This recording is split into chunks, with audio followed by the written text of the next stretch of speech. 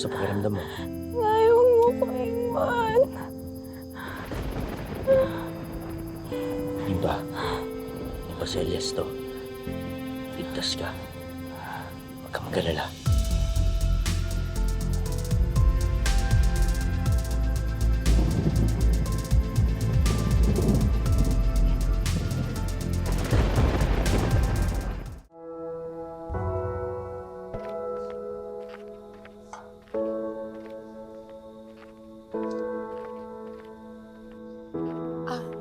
Nay, alam mo, tulungan ko na pa kayo dyan.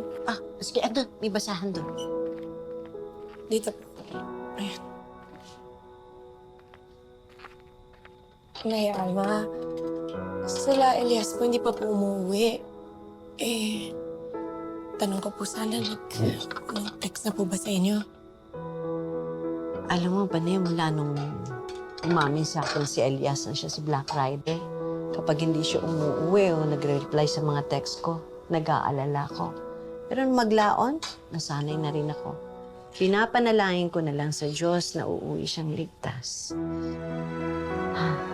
Ang punot dulo pa rin ng lahat ng ito, yung tatay niya, si Edgardo. Siya pa rin ang sinisisi ko sa lahat-lahat ng ito. Sana hindi ko na lang siya nakilala noon. Sana hindi na lang siya ang naging tatay ni Elias.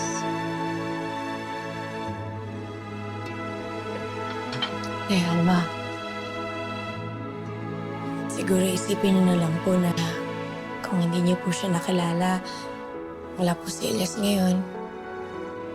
Wala po kayong anak na napakabait, napakatapang, napakagalang.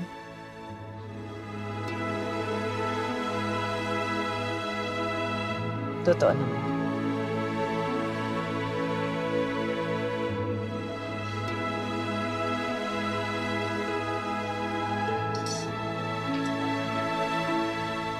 Paano nga ako?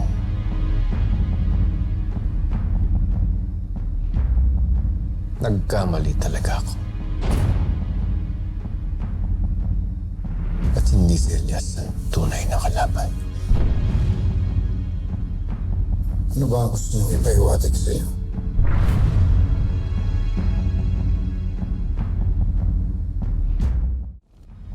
Kung nabubuhay nga talaga si Calvin.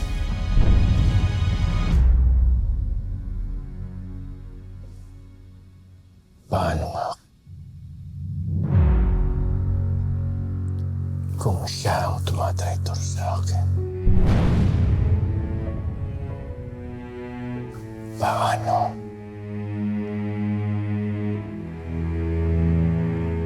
Kung talagang hindi si Elias ang tunay na kalaban.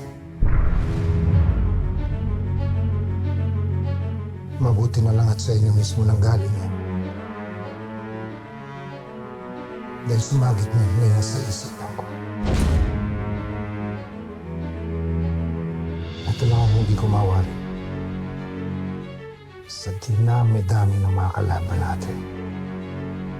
Kung bakit naman kay Antonio pa sumama si Calvin.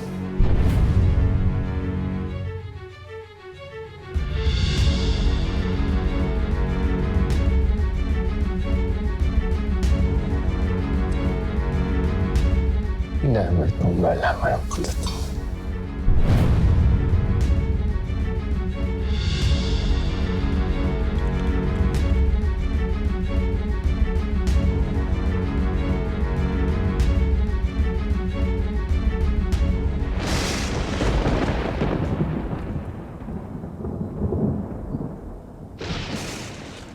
Yun ba?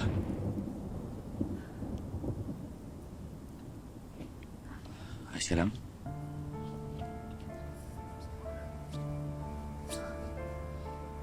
Elias. Inalagaan mo ako. Kala ko siguro anong mangyayari sa'yo.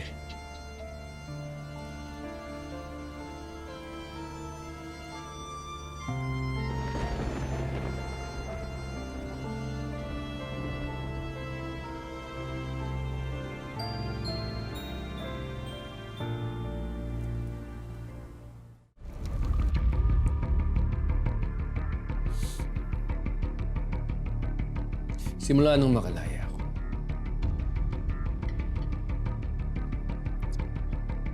hindi ko na ata nakikita ni isa sa mga sungot na tropa ni Calvin.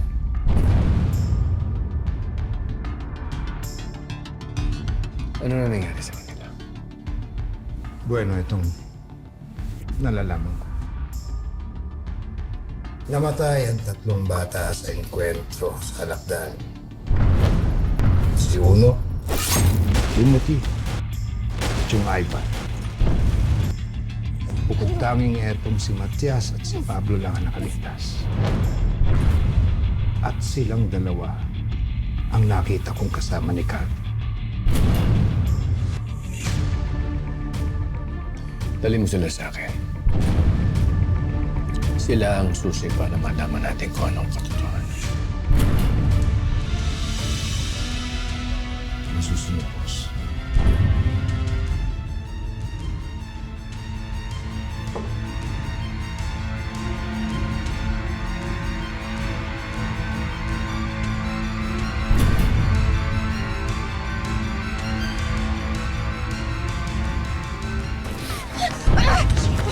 Baka may mo!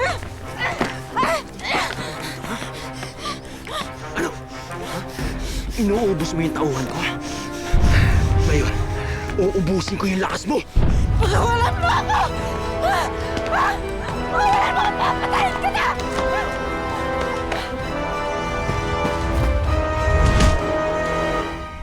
Hindi naman makapaghintay. Malas kaya makita ng groom ang bride bago ang mismong seremonya. Mayroon bang tumututol sa kasalang ito? Ako! Itigil ang kasal!